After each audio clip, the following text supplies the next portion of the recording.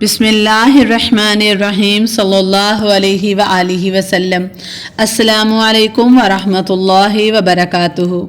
محترم ناظرین، ایک دفعہ کا ذکر ہے کہ ایک گاؤں میں ایک شخص رہتا تھا جس کے حالات دن بدن خراب ہوتے جا رہے تھے اور اس کی شادی ہو گئی، لیکن حالات سنبھلنے کو نہیں آ رہے تھے۔ تو اس نے اپنی بیوی سے کہا، میں کسی رئیس آدمی کے گھر نوکری کر لیتا ہوں۔ اس کی بیوی نے پہلے تو منع کیا، لیکن پھر اپنے خاوند کے بہت زیادہ اصرار کرنے کے بعد اس نے اس کو اجازت دے دی۔ وہ شخص کافی دور ایک رئیس آدمی کے پاس چلا گیا اور کافی سال اس کے پاس نوکری کی۔ اس کے بعد جب وہ اپنے مالک سے اجازت لے کر گھر لوٹنے لگا تو مالک نے اسے بہت زیادہ پیسے اور اونٹ اور بکریاں وغیرہ دی۔ یہ تمام چیزیں پیسہ دولت حاصل کرنے کے بعد وہ بہت زیادہ خوش ہوا اور خوشی خوشی اپنے گھر کو روانہ ہو گیا۔ وہ جنگل سے گزر رہا تھا کہ اس نے دیکھا ایک درویش بزرگ جو اپنی جگہ پہ بیٹھا ہوا ہے، اور اس نے سوچا کہ کیوں نہ میں اس درویش کے پاس رک جاؤں۔ اس نے اس درویش سے کہا، مجھے آپ اللہ والے لگتے ہیں، کوئی نصیحت ہی کر دیجئے۔ درویش نے کہا، میں تجھ سے نصیحت کے بدلے اپنی قیمت حاصل کرنا چاہتا ہوں۔ اس نے کہا، کیا قیمت ہے؟ اس نے کہا، اس کی قیمت کے بدلے تمہیں مجھے ایک اونٹ دینا ہوگا۔ اس نے کہا، ٹھیک ہے، میرے پاس اللہ کا دیا ہوا بہت کچھ ہے، میرے پاس جانور ہیں، بہت زیادہ رقم ہے۔ درویش نے کہا، میری نصیحت یہ ہے کہ جب تم آسمان پر ایک قطار میں بہت زیادہ ستارے دیکھو تو اس وقت پہاڑی پر چلے جانا، کیونکہ یہ وہ وقت ہوگا جب سیلاب آئے گا۔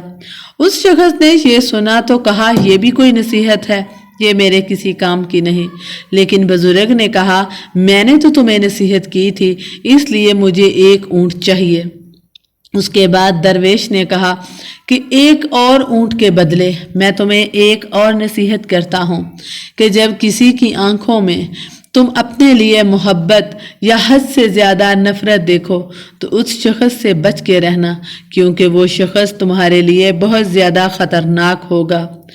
اس شخص نے پھر وہی بات کی کہ آپ کی یہ نصیحت میرے کسی کام کی نہیں، لیکن اسے بزرگ کو اپنا ایک اور اونٹ دینا پڑا۔ پھر اس نے تیسری کوئی نصیحت کی اور پھر کہا۔ اس کے بعد بزرگ نے ایک تیسری نصیحت کی اور کہا، رات کو پچھتا کر سو جانا، لیکن کسی کو مارنا مت۔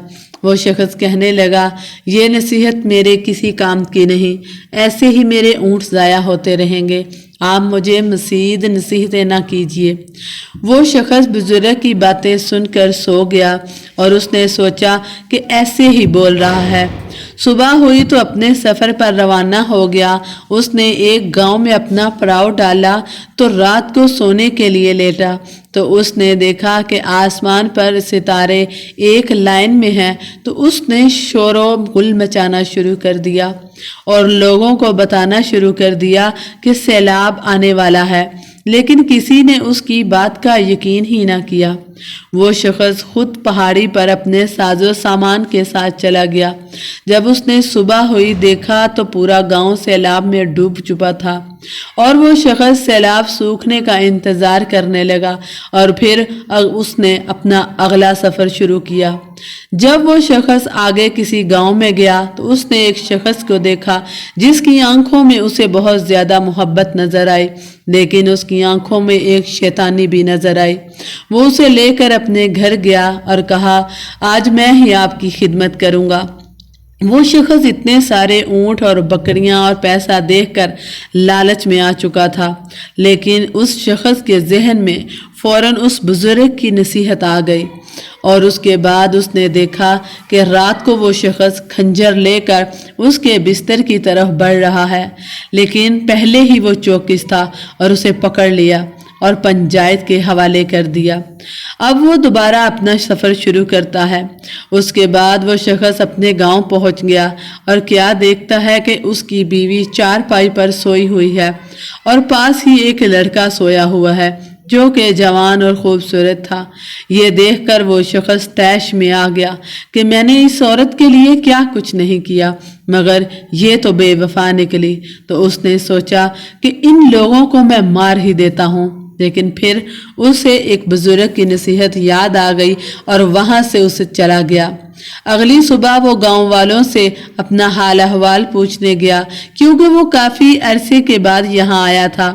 گاؤں والوں نے کہا کہ وہ ایک غریب انسان تھا اور روزی روٹی کمانے کے لیے شہر سے باہر چلا گیا اور بہت سال ہو گئے ہیں ابھی تک واپس نہیں آیا، اور جو اس کا بیٹا اس کے بعد پیدا ہوا تھا جو کہ اب جوان ہو چکا ہے، وہ شخص سمجھ گیا کہ جو میری بیوی کے ساتھ لیٹا ہوا تھا وہ میرا ہی بیٹا تھا جس کو قتل کرنے والا تھا۔